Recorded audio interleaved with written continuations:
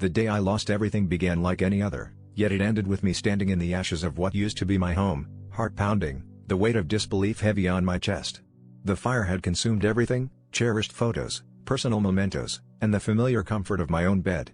As I stood there, numb and overwhelmed, a fireman, soot-streaked and weary, handed me something unexpected, a charred but mostly intact photo of my childhood dog, Buddy.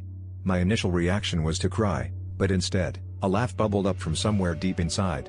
It was absurd, the timing, the randomness, and yet, amidst the chaos, it was also profoundly grounding.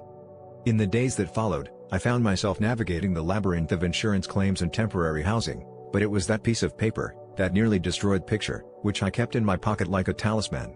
Every time I felt the sting of despair creeping in, I'd pull it out, and invariably, the memory of Buddy's antics would bring a smile to my face. It was then that I realized, laughter was my lifeline, a beacon of light guiding me through the darkest tunnel. The world felt upside down, but humor, no matter how small, was my compass, keeping me oriented towards hope.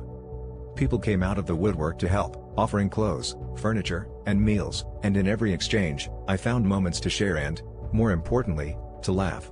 I started to see how these moments of levity were not just for me, they uplifted those around me too.